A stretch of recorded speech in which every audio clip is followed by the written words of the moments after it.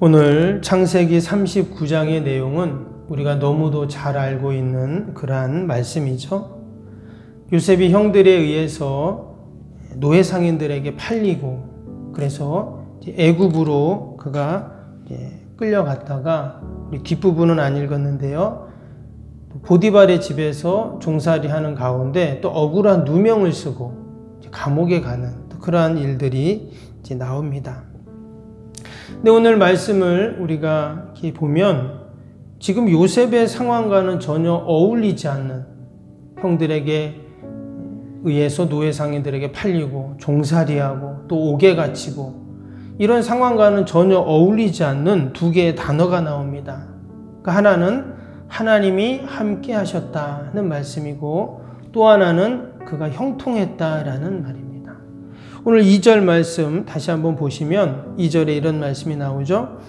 여호와께서 요셉과 함께 하심으로 그가 형통한 자가 되어 그의 주인 애굽 사람의 집에 있으니. 또 3절에 그의 주인이 여호와께서 그와 함께 하심을 보며 또 여호와께서 그의 범사에 형통하게 하심을 보았더라. 뒤에 21절, 23절에도 비슷한 말씀이 나옵니다. 하나님이 그와 함께 하셨다. 또 그가 형통했다. 지금 이런 말씀이 나와요. 당연히 하나님이 함께 하시면 형통한 은혜가 있겠죠. 그런데 여러분, 내가 형통하면 그 형통은 나로 끝나지 않죠. 오늘 5절 말씀을 보시면 5절에 그가 요셉에게 자기의 집과 그의 모든 소유물을 주관하게 한 때부터, 이제 보디발이죠. 보디발이 요셉에게 다 맡긴 겁니다. 여호와께서 요셉을 위하여 그 애굽 사람의 집에 복을 내리심으로 했어요. 요셉이 복을 받으니까 누가 복을 받아요? 그 집 주인인 보디발이 복을 받게 됩니다.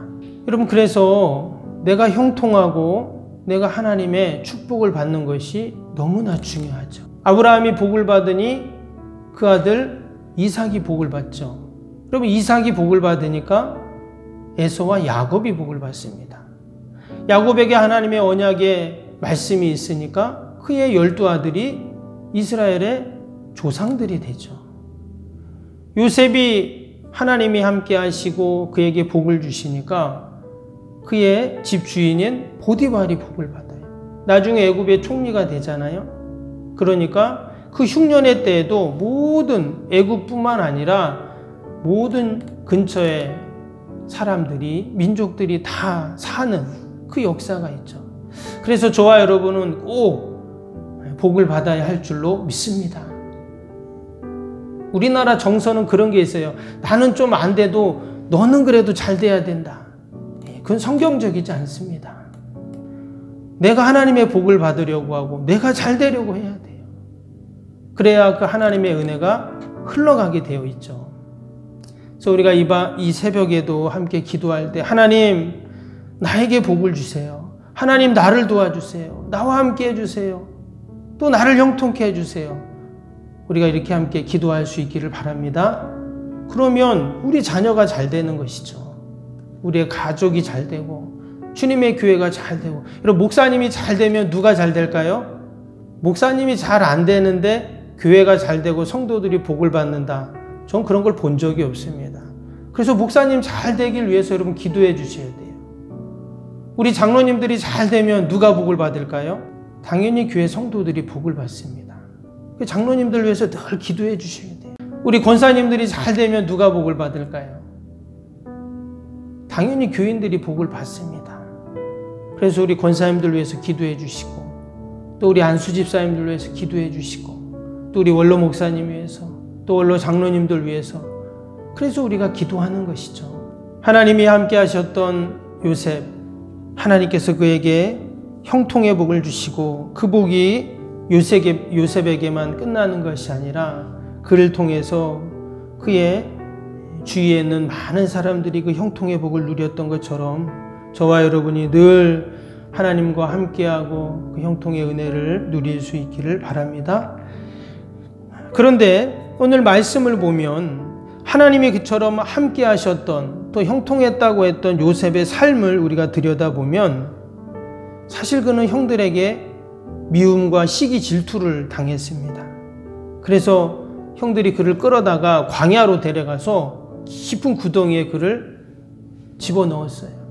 그것도 모자라가지고 노예 상인들에게 팔아버립니다. 오늘 1절 말씀을 다시 보시면 1절에 요셉이 이끌려 애굽에 내려가매 바로의 신하 친위대장 애굽 사람 보디발이 그를 그리로 데려간 이스마엘 사람의 손에서 요셉을 사니라. 지금 요셉이 노예가 된 거죠. 당시의 노예는 짐승과 같습니다. 사고 파는 대상일 뿐이죠. 너무나도 비참한 상황에 그가 놓이게 된 것입니다. 뿐만 아니라 그 집에서 종살이 하다가 조금 신임을 얻고 좀 살만하니까 또 그 집 안주인이 그를 누명을 씌워가지고 그가 또 감옥에 가는 그런 일들이 일어나게 됩니다. 하나님이 함께 하시고 과연 형통했다고 하는데 실제로 그의 삶은 그렇게 보이지 않는다는 것이죠. 근데 우리가 여기서 이 형통이라는 지금 성경에 나오는 형통하게 하셨다는 이 말씀을 우리가 살펴보면 아주 신비로운 그러한 단어입니다. 인생을 살다 보면 우리가 어려움에 부딪힐 때 그것을 잘 이겨내고 극복하는 능력을 히브리어로 세켈이라는 단어를 씁니다. 근데 이게 명사형인데요. 그 단어가 동사화 될 때, 바뀔 때 그 단어를 마스킬이라는 단어로 쓰게 되는데 그 마스킬이라는 단어가 어떤 단어냐면 오늘 이 형통하게 하심이라는 그런 단어입니다. 그러니까 이 형통이라는 단어가 아무 일도 없고 고난도 없고 문제도 없고 어려움도 없고 이게 형통이 아니라는 거예요. 어려움이 있고 힘든 일들이 있지만 결코 거기에 절망하고 좌절하는 것이 아니라 그것을 내가 이겨내고 극복하는 그런 능력이 내 안에 체질화되고 습관화되는 지속적인 능력이 바로 이 마스킬이라는 단어라는 거예요. 여러분, 하나님께서 요셉과 함께 하실 때 그가 인생에 많은 어려움이 없는 것이 아니라 그 어려움을 극복할 수 있는 그 능력을 그에게 주심으로 그가 형통하게 되었는 줄로 믿습니다. 만약에 그가 구덩이에 빠졌는데 이 마스킬이라는 형통이 없었다면 그냥 그는 구덩이에서 죽는 것이죠. 노예 상인에게 팔려가지고 애굽으로 끌려갔지만 그냥 거기서 끝났다면 형통은 없는 것인데 거기서 주인의 하나님께서 은혜를 주시고 거기서 가정 총무로 일하게 됩니다. 또 억울한 누명을 쓰고 감옥에 가지만 또 그곳에서도 오늘 21절, 23절을 보면 그 간수가 어떻게 하냐면 모든 그 안에 있는 제반의 일들을 요셉에게 또 다 맡깁니다.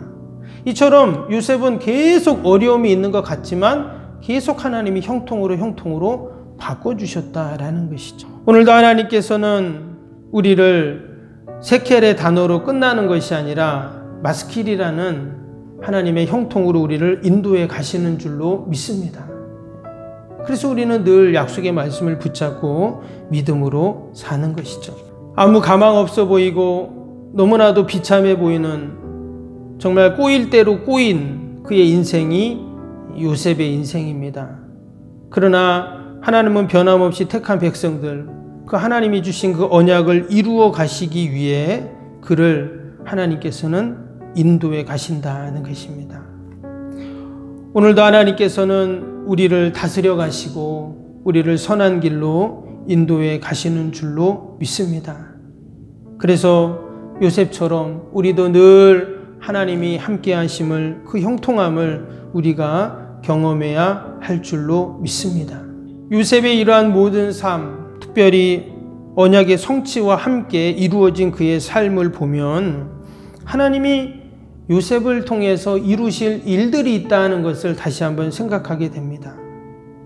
그가 형들에게 미움을 받고 구덩이에 빠지고 노예가 되고 감옥에 가고, 여러분 이런 일이 하나도 없이 그냥 그가 아버지의 품에서 늘 채색 옷을 입고 아버지의 사랑만 받으면서 자랐다면, 그러면 왜 하나님이 그를 이처럼 애굽으로 보내셨는가? 조그마한 어항에는, 우리 쉼터에도 어항이 있지만 여러분 조그마한 어항에는 조그마한 물고기밖에 넣을 수 없습니다. 여러분 그 어항 안에 잉어를 키울 수는 없어요. 상어나 아니면 고래를 넣을 수 없어요. 여러분 그 물고기는 어디에 있어야 됩니까? 대양에 있어야 되죠. 독수리가 있어야 할 곳은 우리 안이 아니라 저 높고 넓은 하늘입니다. 하나님이 요셉에게, 우리가 지난번에도 보았지만 꿈을 주셨죠. 그 꿈은 너무나 큰 꿈이었습니다. 해달별이 그에게 절을 하고, 그 꿈은 당연히 하나님이 그에게 주신 하나님의 꿈이었죠. 때문에 그 꿈을 이루기 위해서는 어항과 같은 헤브론 땅이 아니라 당시 세계를 정복하고 지배하는 모든 문화와 문명의 중심지인 애굽으로 그를 보내야 했다라는 것입니다. 하나님 그 꿈을 이루기 위해서 그를 애굽으로 가기도 하고, 또 왕의 시위대장인 보디발의 집에 가기도 하고, 또 그를 감옥에 가서 또 왕의 술관원, 또 떡받은 관원장을 만나게도 하시는 이런 하나님의 놀라운 섭리가 있었다라는 것입니다.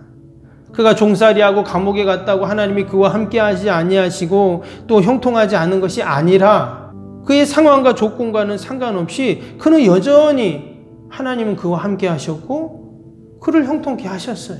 도리어 그를 하나님의 꿈을 이루시기 위해서 더 큰 하나님의 계획 가운데 그를 하나님은 인도해 가셨다라는 것입니다.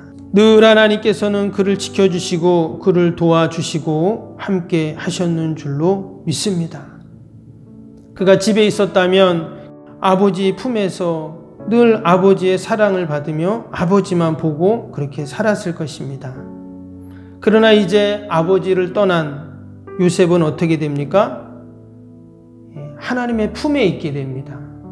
그는 이제 아버지를 보는 것이 아니라 하나님을 보게 되죠. 하나님을 의지하는 사람이 되었다라는 것입니다. 변함없이 그는 구덩이에 있을 때나 노예 상인에게 팔렸을 때나 보디발의 집에서 종살이할 때나 억울한 누명을 쓰고 감옥을 갔을 때나 그는 이제 늘 하나님만 생각합니다. 하나님의 도움만을 구했을 것입니다. 그리고 하나님이 나와 함께 하시고 또 하나님이 나를 형통케 하신다는 그 약속의 말씀을 붙잡고 그는 믿음으로 살았는 줄로 믿습니다. 오늘 하루도 하나님이 우리를 도와주시고 또 우리와 분명히 함께 하십니다. 우리가 다 우리의 인생의 어려움들을 하나님께 맡기고 또 하나님의 이루시는 놀라운 구원의 역사를 경험하는 저와 여러분이 되기를 주님의 이름으로 축복합니다. 기도하겠습니다.